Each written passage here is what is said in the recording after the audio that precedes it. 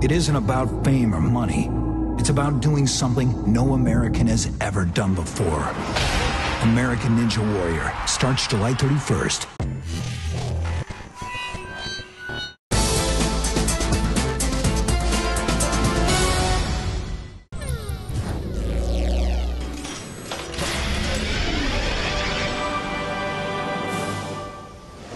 Joining me today is lead producer Craig Derrick. Thank you so much for being here. Thank you for having me. And before we take a look at some actual game footage, we're going to take a look at the R2-D2 Xbox that was just announced today. It's fantastic. It's awesome. It's like a perfect gift. It's like it's for the Star Wars gearhead out there, and you got to see it. It's a thing of beauty.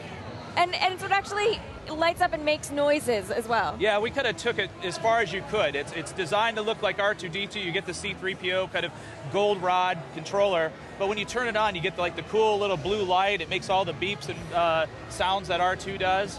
It's really special. So it actually sounds like R2-D2. It does. And there we have R2-D2 right now. You can see there he is. He's getting a little love from the ladies. That's awesome. Okay, so that's what you'll get anytime when you buy that Xbox. That's what's going to happen. That's not true.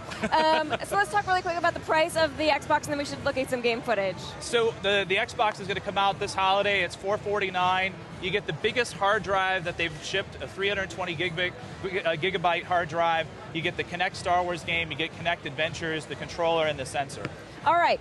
Awesome. Now we're going to talk about the game. So we're going to look at some pod racing right now. How does that translate to Kinect? Right. So at Comic-Con we also announced pod racing, and then what you do with pod racing is exactly what you'd see in the films. You hold your arms out and you control the throttles independently with each arm, and then you use your body to kind of sway left and right to kind of move the capsule around or the pod around.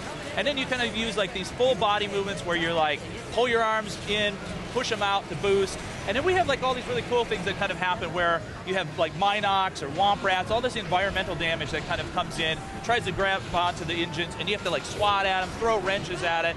Other times you're going to start to go side by side, kind of and really bump into other pods. You're going to have a couple things there. So everything we do for Kinect, we're trying to find all those authentic and immersive moves or gestures that you've seen in the films and apply those to the modes in the game. Now you can also, of course, play this with a friend. How do you keep people just avoiding just crashing into each other? Well, we're doing split screen for this, and it actually takes a little bit of effort to make sure people don't really bump in, but it's actually kind of fun too if you're in your living room and you're kind of jamming against each other. But every mode in the game is it's always about two players. We try to make sure that everything that you do, you can do it single player or anytime somebody jumps in, jumps out.